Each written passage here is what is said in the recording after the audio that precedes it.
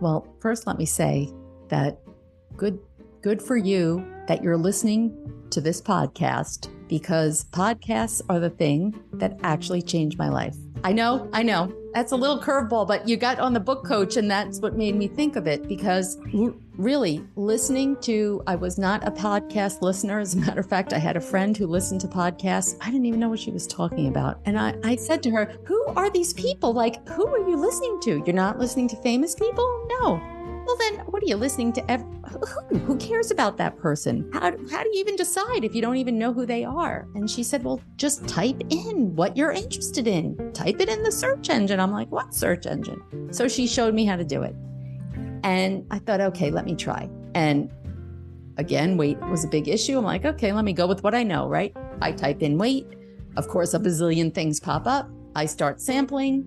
I land on someone. I'm like, I couldn't decide. Do I like her? Do I not like her? But enough to keep listening. And one day she had a guest on, and she acted like the guest was like, I don't know, the most famous person on earth. And I never heard of her.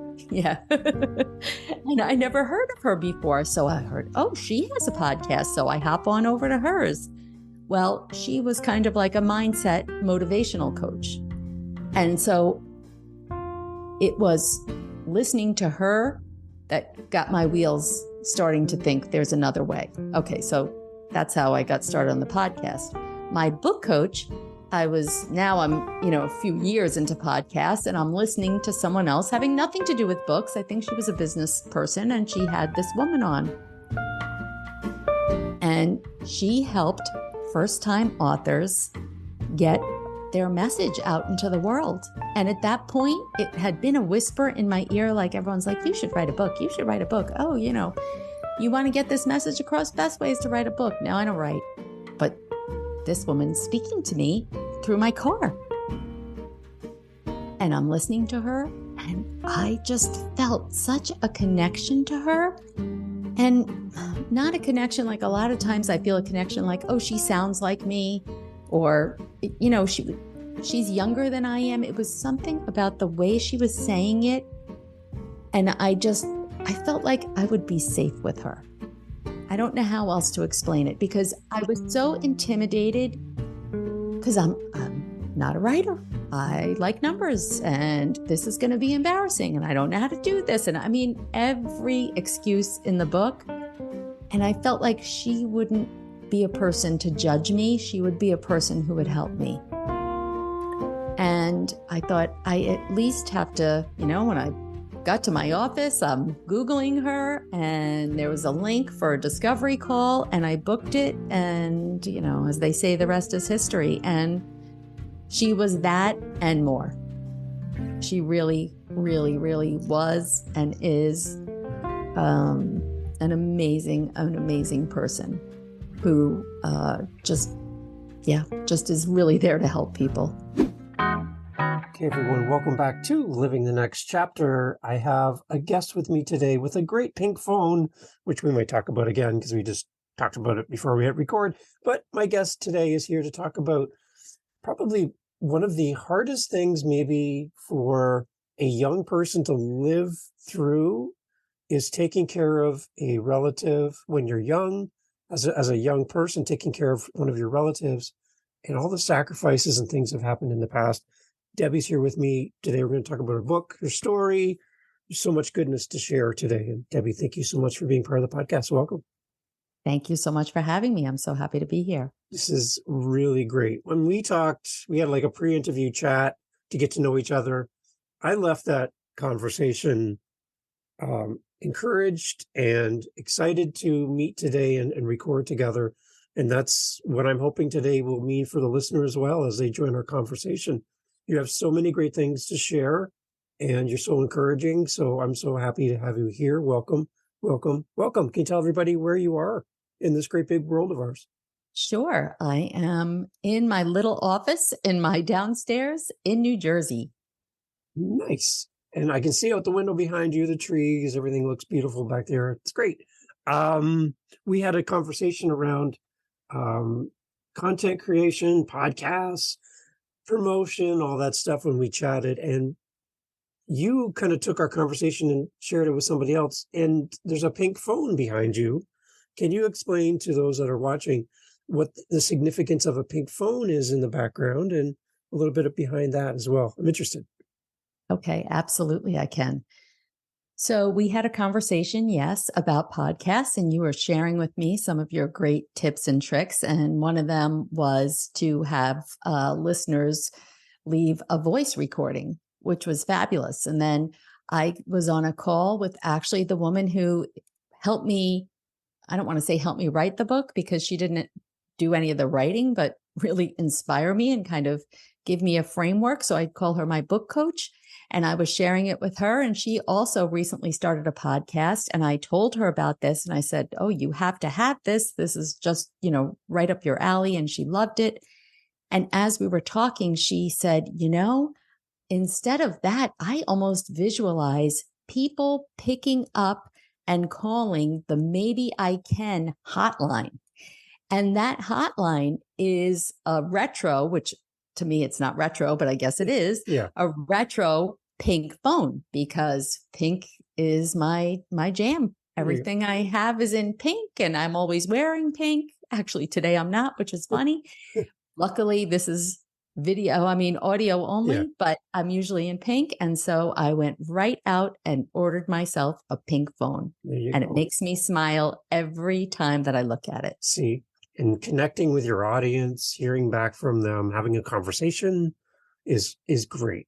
I love anytime you can interact with people. And I think one thing as authors, one thing I hear quite often is that there's not that two-way communication, especially during the writing process, where you're writing this book, you're putting it out there in the world, and you're wondering if it's going to land, if it's going to connect with people.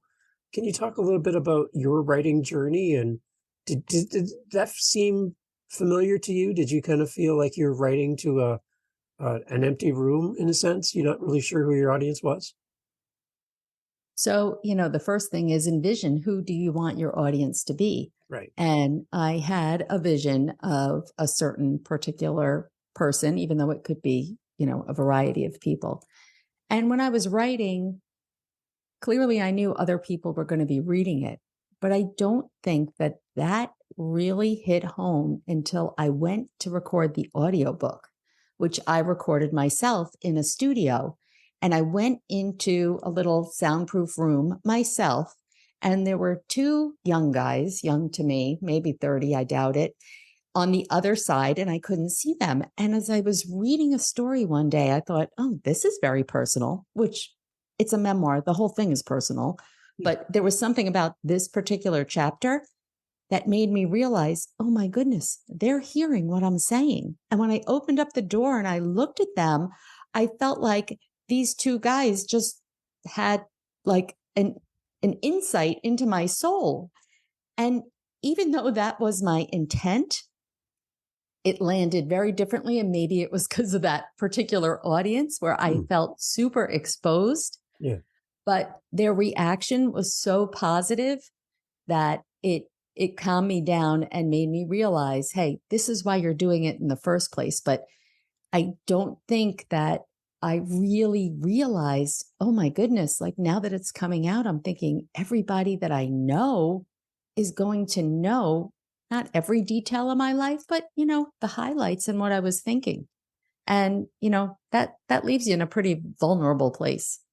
What an interesting perspective to be looking into the eyes of your listener, your reader, the people interacting with your story and seeing them face to face. That's can be unnerving, but also maybe exhilarating in the sense that you have a chance to get some reaction as well. That's unique. I love that. It's a great story.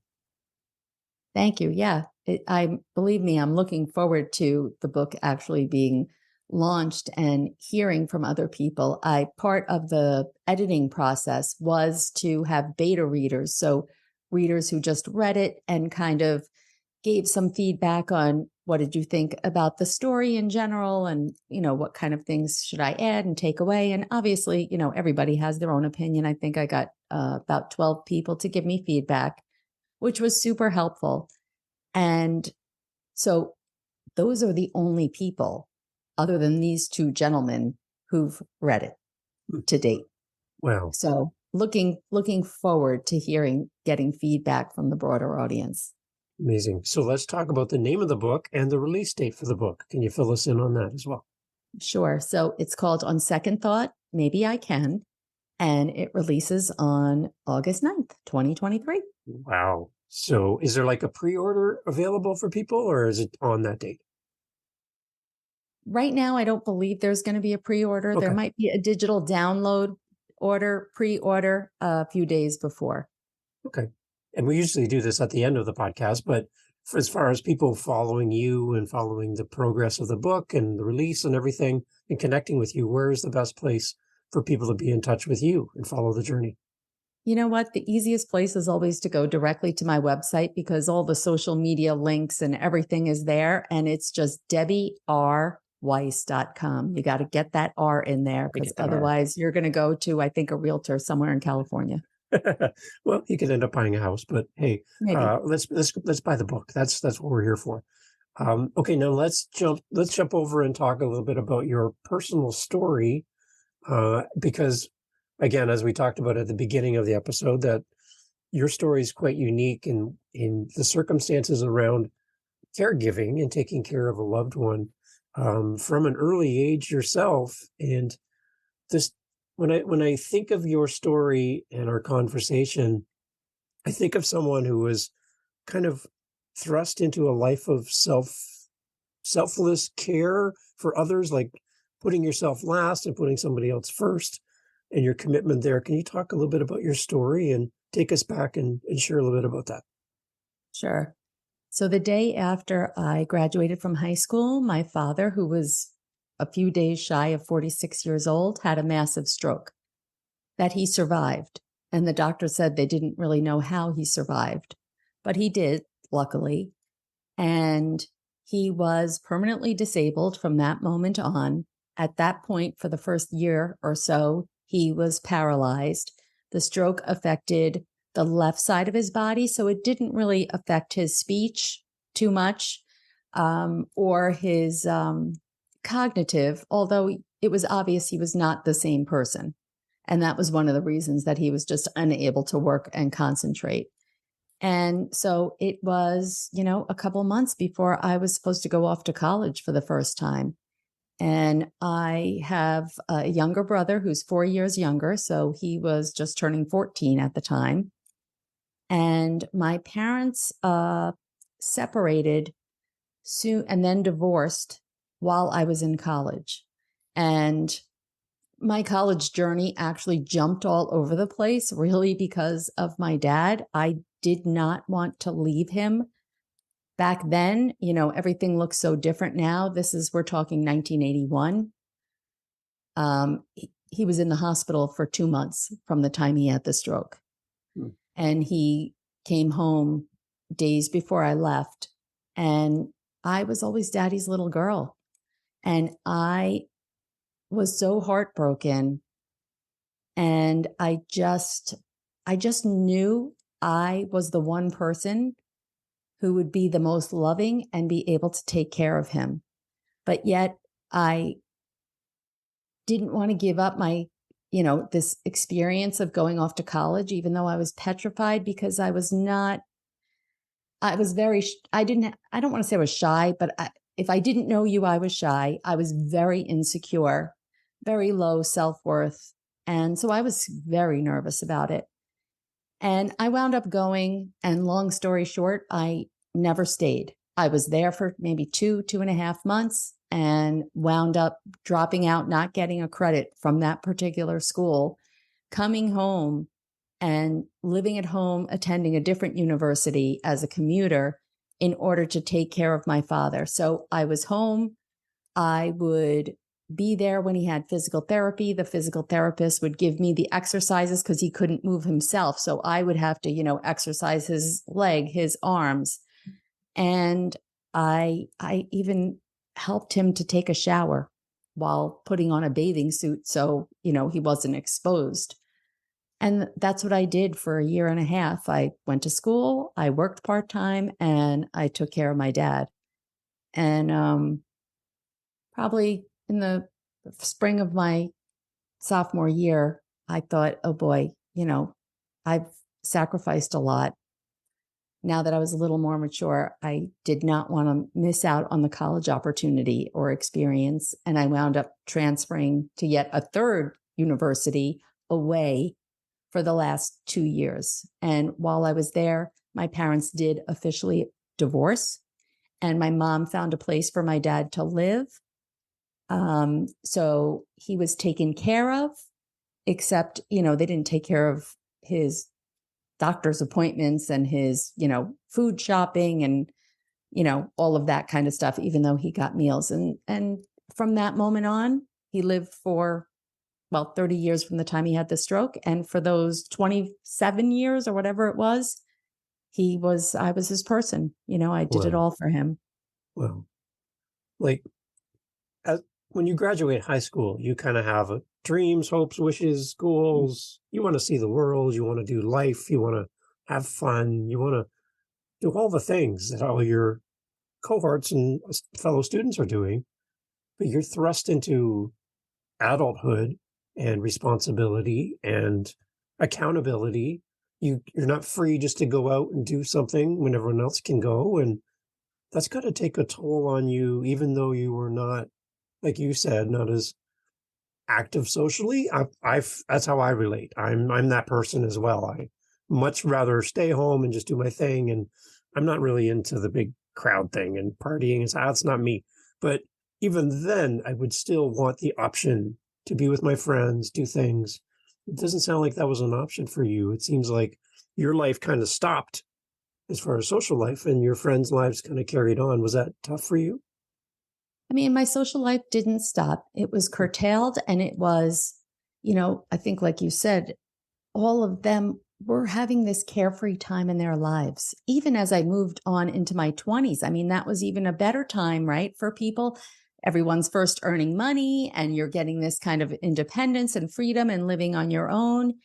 And I had to worry about, I have to get here for my dad's doctor's appointment. And in my mid-20s, my father met someone at this independent living facility who was actually a gold digger, thought my father had money, which he didn't, wound up moving him out of the independent living facility, which had been so difficult for my mother to find, and verbally abusing him. And at 25, I was 25, I had to learn how to get him divorced. I lived in New York. I'm from New York originally. So Wow. I was in New York. He happened to be in New Jersey because that was the only place my mom could find. So I would have to go from where I lived in New York to him in New Jersey to pick him up, to take him to a lawyer in New Jersey, which, thank goodness, with the help of my aunt, I had to find. And I didn't even have a boyfriend, and I was learning how to get divorced. Hey, yeah. So like right there, like you're doing things that other people aren't doing. And at the same time, how did you find time for yourself in all this? Was that something that was a priority for you in this moment, or was that something you had to kind of put away for that time? I think at that time, I started to grow resentful. Mm. I started to feel put upon. Poor me. Yeah. I think when it all first happened, I felt important. Like maybe this was finally my purpose, right? I'm going to step out of the shadows because my dad needs me. And maybe I can't speak up on my own behalf, but on his, I feel like I have no choice. So I think actually looking back, I didn't realize this then, it empowered me.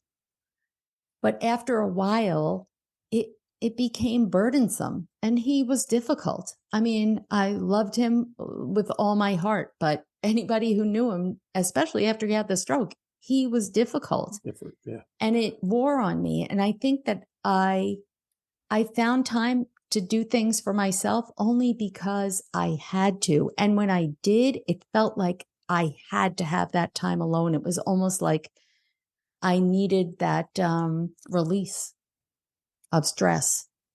So I did, because like I said, luckily it wasn't like he was living with me. Mm-hmm. He was in another location. It was just that 24/7. Yeah. He was on my mind. And whenever he needed something, luckily when it first started, we didn't have call waiting. because he would get busy signals and he couldn't get through to me, but because he would call me not once, not twice, sometimes 10 times a day. Hmm. So from his perspective, one day everything is just like normal. My daughter's graduating high school. I'm working. Life is great. And then things change for him. Did he communicate to you in those early days any sense of guilt on his perspective? Because I'm a dad. I've got 3 grown children. I can't imagine them taking care of me in that way. I personally would feel like it's my fault that you have to take care of me. Was there any kind of conversation around that in those early days? I don't recall in those early days. I think, he was feeling the rug just got pulled out from under Yeah, me. What exactly. happened to my life? I mean, when I look back and I think, he at 46, 47, under 50 years old was living in communities with people who were 80 plus. I mean, if he met someone who was 70, they were practically a baby. Yeah. And here he was not even 50. Like, these people were older than his parents. Imagine having to be thrust into that world. Imagine now, you're divorced and you're out of your house and you're living in this little apartment and you can't do things on your own. So I think that it took him a while to turn and look at it from my perspective, because he was dealing with so much on his own. Right. Right. For people listening who are caregivers, who are living this right now, any words of encouragement, wisdom from your perspective that you can offer to them? Because they're listening. Maybe they're on a break from what they're normally doing, and they have this podcast going on in their ears, and they're just looking for some kind of encouragement to continue, to keep going. What would you say? Well, one, no, you're not alone, because I think that I always felt, why me? Because the other people around me weren't faced with this situation. As I got older, and now, then I turned middle-aged, and more of us middle-aged people were dealing with older parents, now they were understanding a little bit more. But before that, I felt like, oh my gosh, nobody else is dealing with this. It's only me. So just know that it's not. Let me just, before I answer the rest of that question, because I do have another thought, I did go from then. I was his caregiver, my dad, for 30 years. He died in 2011. And I have a 22-year-old son who at the age of 2 was diagnosed on the autistic spectrum. And so we all know all parents are caregivers, for sure. The best and the biggest caregiver for life. But when you have a child with special needs, it takes it up to a whole other level. And then probably about 10 years ago, my husband's health started deteriorating. And it wasn't until the last 5 years that I'd say I really had to take care of him, but it was headed that way about 10 years ago. So I've been at this caregiving thing since I'm 17 and I'm going to be 60. What I realized a little too late was my life is actually more important than theirs. And it goes back to that airplane oxygen analogy, right? Yeah. You have got to take care of yourself first, because you're not going to be able to help them. And that's what happened. I can't tell you how many times I got burnt out or frustrated. And so then what would happen? I wouldn't want to do something for them. I was screaming at them. It wasn't their fault. I mean, obviously, we all know. Do you think my father wanted to be like that? Do you think that anybody that you're caring for would choose this? Of course not. But when your tank is empty, you just don't have it to give. And I wished I realized that. I used to think that that was selfish. And it's not. It is not. So that is the second part of my answer. Self-care is not selfish. It is mandatory. And if you feel that it's selfish, just think that you are actually doing something to help your loved one by taking care of yourself. Great. Perfect advice. Because I know people that are dealing with this in their own home and in their own lives. And there's days when it's a fight to just do the basics because they're just overwhelmed. They are exhausted. They are emotionally spent. The tank is empty, as you said, and there's nothing to draw from. So you do need that time to recharge. Any advice on how to do that? How do you fill the tank? What do you do? I think that's individual, Yeah. whatever it is for you. Maybe it's spending time in nature. Maybe it's getting a massage. Maybe it's doing a hobby or something that you enjoy. I always found for me, exercise helped my mental health. It took me out of, now doing some kind of exercise I loved, by the Yeah. way, not any exercise, because I got a whole laundry list of things I don't enjoy, but I knew what I did enjoy and I needed that. I remember running out of my house several times where everyone was like screaming, "No, you can't leave. You can't leave." It's like, "Oh, I'm leaving. I'll be back in an hour and a half. I'll be better. And so will you." Yeah. And that's always what happened. So find it, whatever it is that, fills you up. I mean, I had kind of like an aha moment when I turned 50.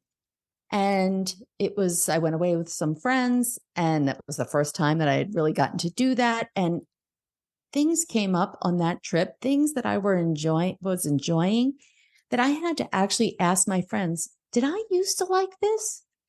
And they couldn't even believe that I was asking that.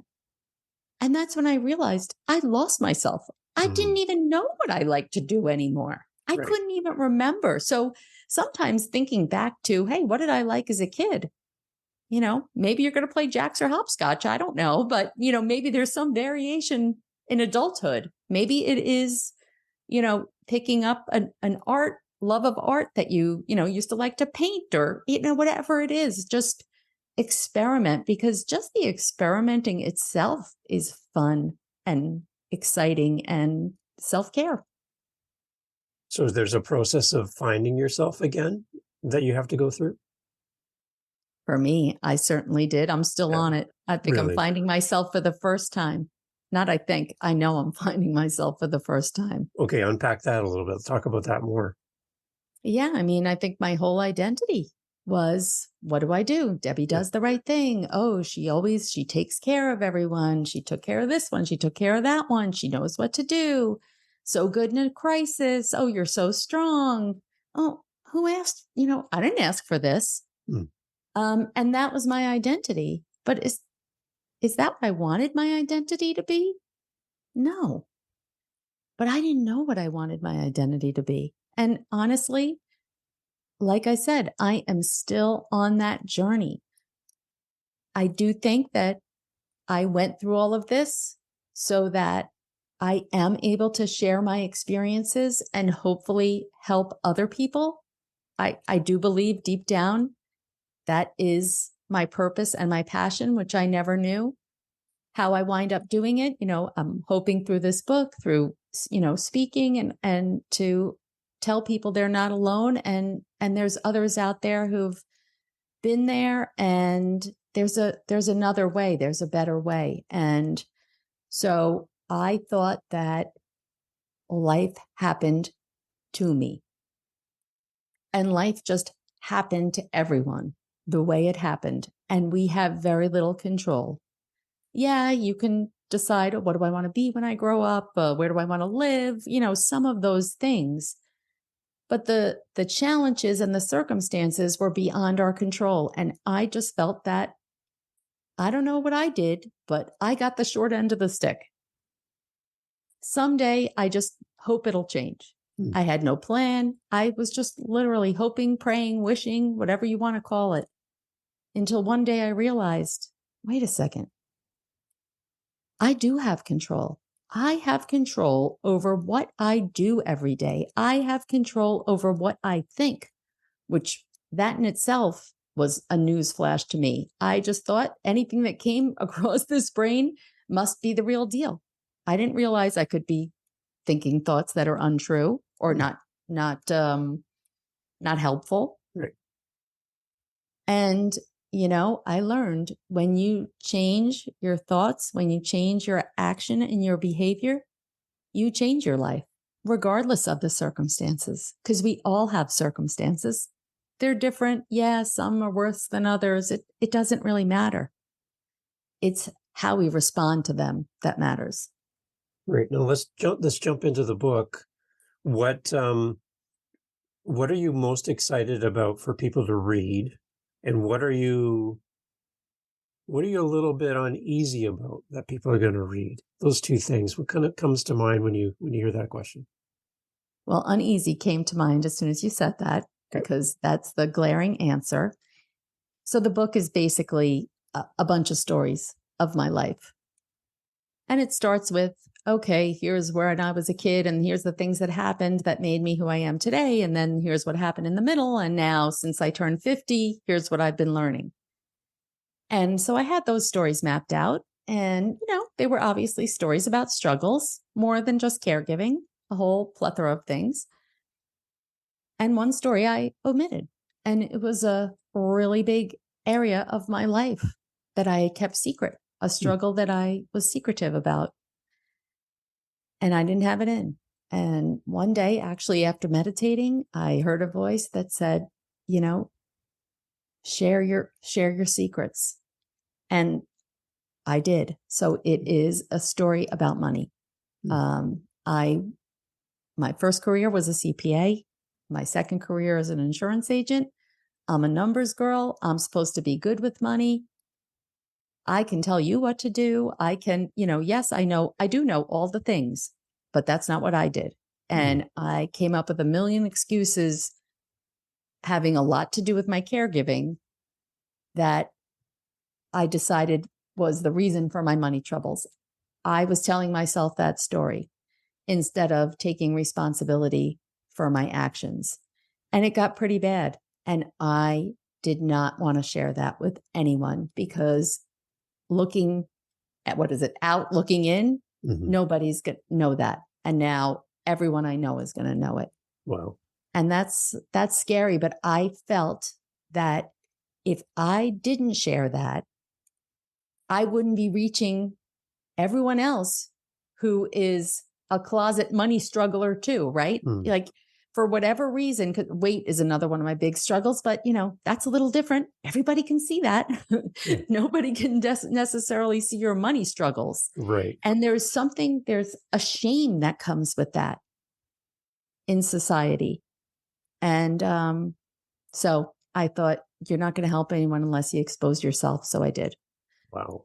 So yeah, that I'm nervous about, but it's out there and it's going to happen, and it's happening for a reason. And maybe that's to help you, the listener, and maybe it's to help somebody else. So if it's to help someone else, share the podcast and the book, because they're not the only one.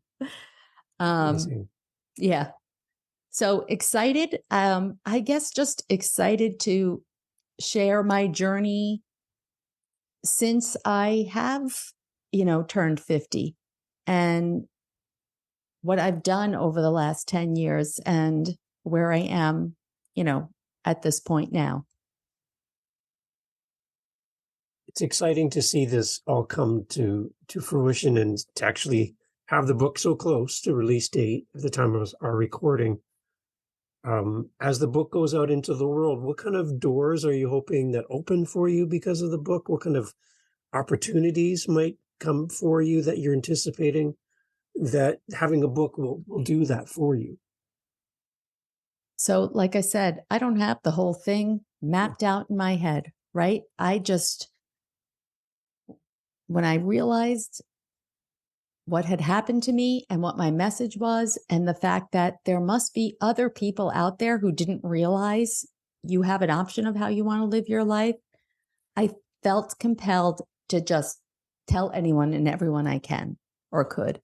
And that was the reason for the book. So I think that the opportunities is to be exposed to more people, right? Have more people read my book, give me a chance to get in front of audiences where I can share more of my story and hopefully impact their lives as well. So any way that I can impact others in a positive way, that's what I'm looking to do. So, what goes along with the book? You have other things that you're doing as well to promote your message and build community? So I do have a private Facebook group on, well, I said Facebook, so Facebook. Yeah. And you know what? TBD. I'm waiting to see, would it be helpful for people if I had a coaching program? I'm trying to think about the things that I enjoy and I find helpful. And my friends have called me a groupaholic. So they're like, you are such a joiner. And they say that in a mean way, in a derogatory way, because they're not joiners. But if I see, when I'm trying to lose weight, I have to go to Weight Watchers. I have to go to meetings. I have to be with other people who get it, who get how I'm feeling. I've been in a million support groups. I've been in family members of mental illness because I've dealt with that. I've been, for the stroke victims, whatever it is, I find that camaraderie and just speaking to people who get it. Mm. And so I'm kind of leaning in the direction of, well, if that's something that I find so useful, why wouldn't I want to give that to somebody else? Right. So I'm exploring that option. So keep checking back on my website. Checking in for sure. I love it. Yeah. So as you're going through the author journey, as you're writing the book, was there any parts during the process that were particularly challenging for you, or that you found to be quite easy once you got into the process of writing? Because this is a whole new thing for you as well, right? So what did you learn about yourself as you went through the journey of writing the book? So I never set out to write a book. I would have, bet $10 million. Even almost a year ago now, that I would not write a book. And, kind of listening to the internal whispers and being open to that led me down this path. And when I joined this writing group, because I'm a groupaholic, so I joined a writing group. Yeah. And it was 12 weeks. And it was like, if I do it, I do it. If I don't, I don't. Because when I joined the group, I had just found out that my husband had just received a terminal cancer diagnosis. So I didn't really think it was the opportune time to write a book. It actually turned out it couldn't have been a better time. So I had no idea what I was doing. I found the starting and the figuring out, how do I even start? I'm looking at a blank page. I just don't know. So through the group, it was helpful because we had a course along with it that kind of gave us the structure. I didn't even understand what's the difference between a memoir and an autobiography or I didn't understand the nuance. So to get that structure, it started to fall into place once I had an outline. And even when I knew the stories in my head, once I put them on paper, I said, okay, even though I moved the stories around, it doesn't matter what order. And it was difficult in the beginning because I was too hard on myself. I felt like whatever I had to write had to be perfect. And then I just realized, who cares? This is just literally regurgitating what's in your head and getting it on paper. And there's going to be a lot of editing done after this, at least get it out. And once I kind of gave myself permission to get rid of that perfectionist thing, it was easier. The other thing was I was under the impression, and here's another lie, your thoughts tell yourself, I have to write it in order. Well, why the heck do I have to write it in order? Who said who? Yeah. So some days I would sit down and I would look at what I was, the next story in the outline. I'd be like, I'm not feeling that today. But you know what? I might not be feeling the story in chapter 4, but I'm feeling 14. Let me just skip to 14. And that was really useful because then at least, you were coming from a place where you just felt like talking about that, or something spoke to you that day about that particular story. Nice. It's a great way to look at that. And I like the idea of not being tied to a numerical order. That's smart. Talk about your connection with your book coach we talked about at the beginning of the episode. What is it What was that relationship like for you, and how did you mutually give value to each other in the process of talking with a book coach? Well, first, let me say that good, good for you that you're listening to this podcast, because podcasts are the thing that actually changed my life. Okay, wait a minute. Yep. I know. Okay. I know. That's a little curveball, but you got on the book coach, and that's what made me think of it, because really listening to, I was not a podcast listener. As a matter of fact, I had a friend who listened to podcasts. I didn't even know what she was talking about. And I said to her, who are these people? Like, who are you listening to? You're not listening to famous people? No. Well, then what are you listening to? Who cares about that person? How do you even decide if you don't even know who they are? And she said, well, just type in what you're interested in. Type it in the search engine. I'm like, what search engine? So she showed me how to do it. And I thought, okay, let me try. And again, weight was a big issue. I'm like, okay, let me go with what I know, right? I type in weight. Of course, a bazillion things pop up. I start sampling. I land on someone. I'm like, I couldn't decide. Do I like her? Do I not like her? But enough to keep listening. And one day she had a guest on, and she acted like the guest was like, I don't know, the most famous person on earth. And I never heard of her. Yeah. And I never heard of her before. So I heard, oh, she has a podcast. So I hop on over to hers. Well, she was kind of like a mindset motivational coach. And so it was listening to her that got my wheels starting to think there's another way. Okay. So that's how I got started on the podcast. My book coach, I'm, a few years into podcasts, and I'm listening to someone else having nothing to do with books. I think she was a business person, and she had this woman on, and she helped first-time authors get their message out into the world. And at that point, it had been a whisper in my ear, like everyone's like, you should write a book. You should write a book. Oh, you want to get this message across? Best way is to write a book. Now I don't write, but this woman speaking to me through my car. And I'm listening to her, and I just felt such a connection to her.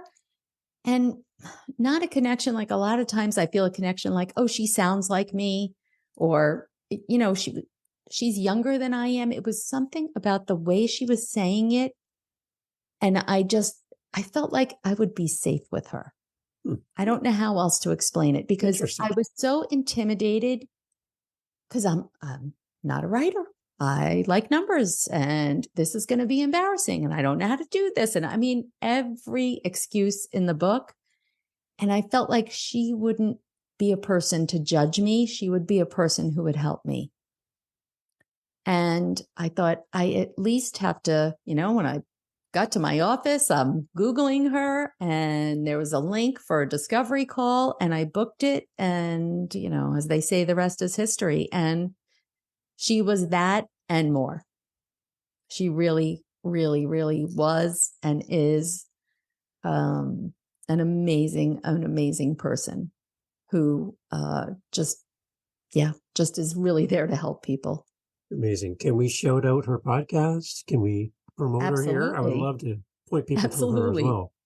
Absolutely. Yeah. She's called, I have to look. I know. The Soul Writers Podcast. I think that's what it's called. But she's Lauren Eckert, Burning Soul Press, or Burning Soul Collective. And yes, I will give you that information. I appreciate that. Yeah, we'll send more people her way. I love that. And I love how you found trust in a voice. I have a person you hadn't seen really or done life with, but there's a connection there from a listener to a podcast. That's what it's all about, right? Exactly. It's building that community. And for somebody who's a joiner, like you say, to join in on that conversation and join into that podcast and feel accepted, feel part of the community. That's all of the things that you were talking about, but now in podcast format. So I love that. She says, I'm going to write 20 more books. I told her, Lauren, you know how old I am, right? Can't we just say 2? 20 seems a little intimidating. So have you told her that story about how you found her and what that means to her? What was her response?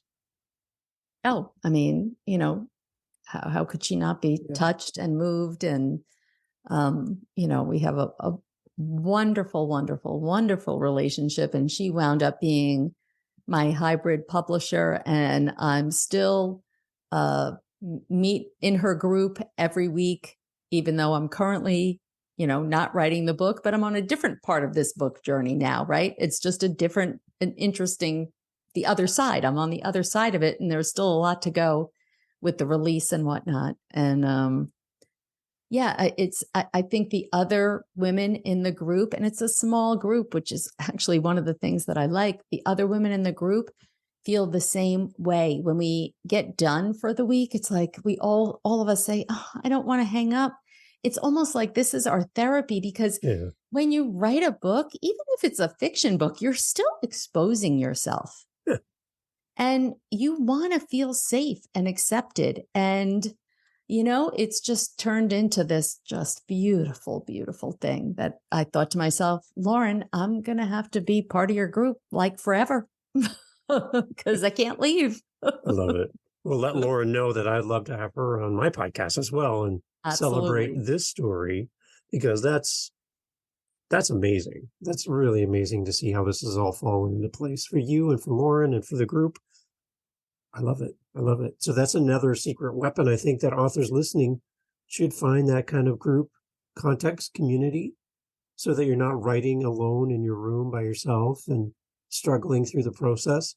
Find some people who have done it. Find some people who are doing it, and work together as a group and build up that community. That's a great suggestion from your perspective, just as you share the story. I think many people should put that into place. Yeah, something else that was part of this whole community, and again, since I'm a new author, I didn't understand this at all, was a co-writing time, or writing sprints, or whatever they call it, where they'll say, okay, we're all going to get on Monday at 2, from 2 to 3, and we're going to write. And before I did it, I thought, well, we're all going to write one story? Like, what is going to happen? You basically log on together on Zoom. Hi, how are you? Good, good, good. Okay, I'm going to set a timer. What are you working on? What are you working on? Okay, I'll set the timer and see you in 50 minutes. And everyone turns off their camera. Everyone turns off their microphone. And there you are to write whatever you're working on. And then at the end of the 50 minutes, the timer goes off. You come back. How'd you do? How'd you do? How'd you do? And I thought, well, isn't this ridiculous? Like, I need to be on with these people. They're not doing anything for me, but they were doing something for me. Right. Because if I registered for that time and I didn't show up, they'd be like, Deb, what happened? You didn't, we missed you today. And I could have turned off the camera and I could have been, doing something completely different. They would never have known. But what purpose would that have served for me? Right. And I think there was some kind of strange community and accountability from just being online, even if we weren't seeing and looking at each other for the whole hour, and we were all writing. Who knew? What a unique Zoom room. Yes. The Very most quiet, boring Zoom room ever. Yeah. But I love the accountability. I love that you're not alone, and that you have an appointment to sit down, focus, write chapter 14 instead of chapter 4, do something. But the fact that you're together with a group of people all doing something similar, that's so wise. That's a great idea. Yep. It's I found out it's pretty common in the whole author world, but like I said, who knew? When you don't know what you don't know, especially when you're trying something brand new. Amazing. So when the book launches in August, any plans around the date of the launch? Do you have anything special planned? Are you going to celebrate? Talk about the day of the book launch. So yes, I do have a special celebration. Good. Very, very excited about it. I'm having an in-person cocktail party event that will also be streamed online. Nice. So everybody and anybody can watch. And my 22 and 20-year-old sons are going to be the MCs. Hopefully that'll all work out. And I'm going to give a 20 or 30-minute signature talk. And my brother is going to interview me and Q&A and, well, appetizers, online. You can't get the apps and drinks online. Sorry about that. Yeah. But make your own and tune in. So I'm super excited about that day. Amazing. And there'll be links to that on your website? People can Absolutely. find it. Okay, good. Yep. Awesome. Thank you for being here. Thank you for sharing a story of something that happened to you that you really had no control over, that you couldn't plan for, but you have served your family well, and you've served yourself well in the meantime. You've also carved out spots for yourself. And I think you're back to that whole talk about the oxygen mask in the airplane. That is something that we all need to really consciously put some effort behind as listeners to this podcast, as readers of your book, that we really do need to take care of ourselves. So thank you for sharing that. That's great. And again, let's share the website. Let's share where you're most active online and social media, where people can connect with you. More podcasters want to have you on as a guest. Where do we go? How do we do that? Well, thank you so much for having me. It's a wonderful conversation, and I look forward to more conversations with you. Yes. So, yes, my website is Debbie, Debbie, the R. It stands for Robin. For years, I didn't want to tell anyone. Now you know it stands for Robin, and Weiss, WEISS.com.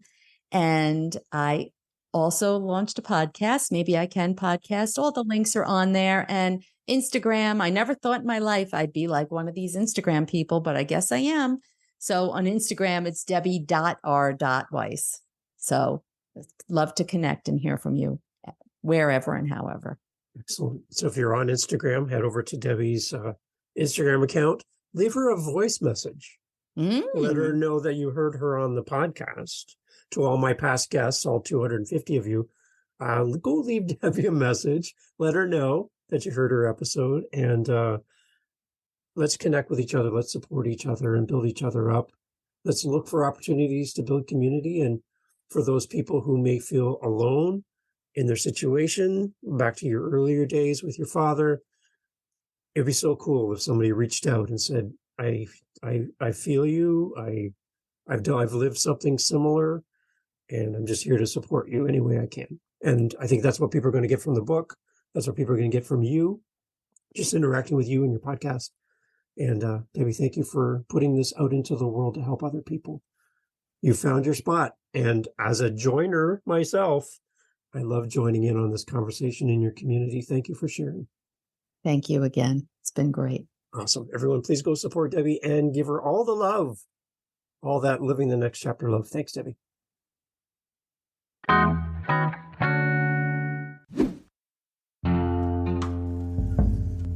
Thanks for checking out Living the Next Chapter. Happy to have you here. And here at the end, I want to just put this shout out to authors listening. If you want to sell more books, if you want to build community, one of the best ways you can do that is by guesting on podcasts and or having your own podcast. So I have a podcast called the How to Podcast series, and I help people start podcasts. I also do editing. I also help with social media, website design. I do all those things in addition to being the host of this podcast and the 6 other podcasts that I do, including How to Podcast series. I think you would be the perfect person to start a podcast. I would love to help you. Head over to howtopodcast.ca, howtopodcast.ca. Reach out, let me know if you're interested in starting a podcast, and I want to work with you. Thanks for listening to Living the Next Chapter. Catch you on the next one. Take care.